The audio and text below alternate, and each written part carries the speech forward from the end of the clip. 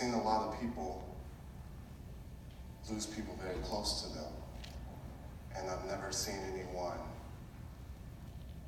respond the way you have. And it's less about me and more about my dad, because he left me one of the greatest gifts you could probably leave anybody. Is he left me with a peace that he was so close to Jesus that I never have to worry about where he's at. So that's never.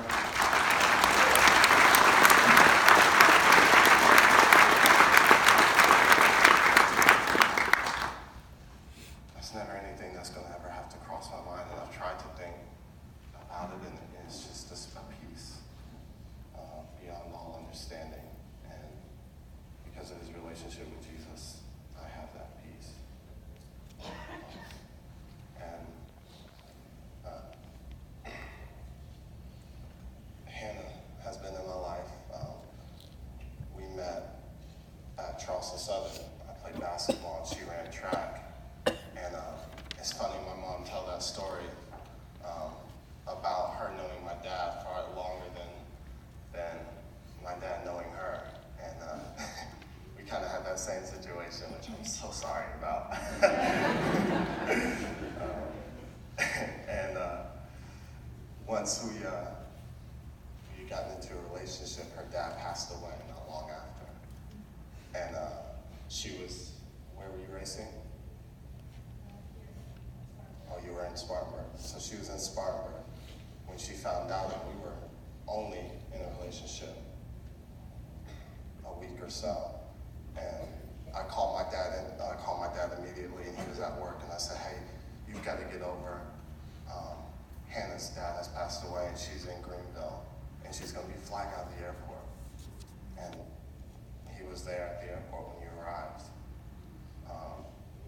to be with her. And so going through that whole long process, I know for you, and I was thinking about this sitting over there, that y'all had a unique relationship with each other where y'all talked 3 or 4 times a week, and he loved you so much, and I'm so sorry that you had to lose 2 dads because he claimed you as a daughter every single time y'all talked on the phone. So in 3 years you've had to go through both of them, and you're so strong, and he loved you a lot. And the last time we were up here, me and her and my dad were at a restaurant, and we were walking out of the restaurant, and she went to grab my arm, and he pulled her away. He stuck his wing out there. And he took her, and he said, he looked back, he said, this is how you treat a woman.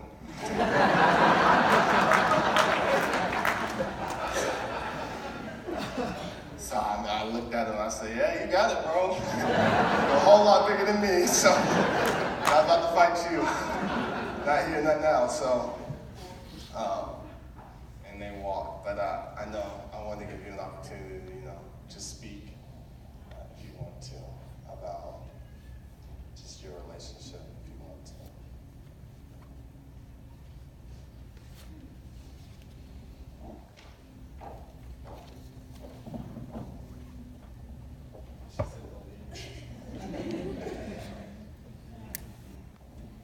So like Wes said, 3 years ago, my dad unexpectedly passed away when I was here.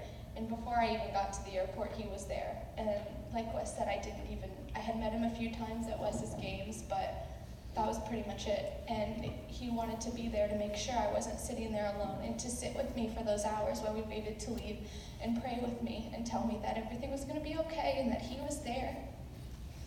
And he didn't leave me. He stayed with me until the very last moment, because he didn't want me to be alone, to be worried.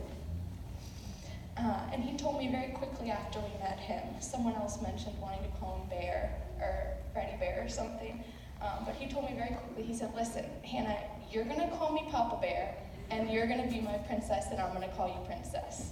I said, okay. And every time we called him, the same thing would happen. Either he'd call me or I'd call him. We talked, like Wes said, very often. And I'd pick up the phone and I'd be like, hi, and he'd say, hi, Princess, how are you? And I would say, I'm good. And he goes, oh my gosh, you'll never believe what just happened. And I said, what? He goes, it's raining glitters and sparkles here. He goes, every time you speak, glitter and sparkles just start raining over me. Because I don't know what's happening. And no joke, without fail, every time I talked to him, that's the first thing he said to me. He's like, Princess, it's just raining here. I'll definitely miss that. Like Wes said, that was actually one of the stories that I was going to speak. Wes said,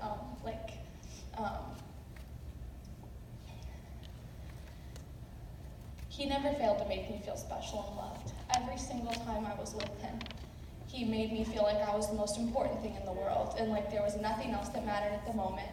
And he challenged me every time we spoke. There wasn't a time that we spoke that he didn't say, Princess, what are you working on right now? What is hard for you right now? What do you need help with? What do you need prayer with? And I would tell him, and he wouldn't just let me do anything surface. He'd say, no, Hannah, I need more than that. And so I'd have to go deeper with him and give him something more specific. And then he'd say, okay, Hannah, we're going to pray about that. And every single time we ended our phone calls, he would pray with me. He'd stop whatever he was doing, wherever he was, and he'd stop and he'd pray with me on the phone. And one time he actually forgot. And we hung up, and sure enough, 3 minutes after we hung up, he called me, Princess, I forgot to pray with you. I was like, okay. And we prayed. But my sweet Wes is the man, the leader, and the friend that he is today because of him. And Wesley will, for the rest of his life, reap the benefits of the godly father and best friend that he was to Wes. And I'll miss the many times that I would call Wes, and Wes would text me. He'd reject my call and text me and say, Hannah, I'm talking to my dad. I'll call you back later. And no joke, that happened like 3 times a week because they were talking constantly, which I loved. I loved that special relationship that they had. So we rejoice today knowing that because of Wesley's best friend and father and my Papa Bear, many came to faith into a saving relationship with our Savior. And that's what it's all about. And we rejoice in that.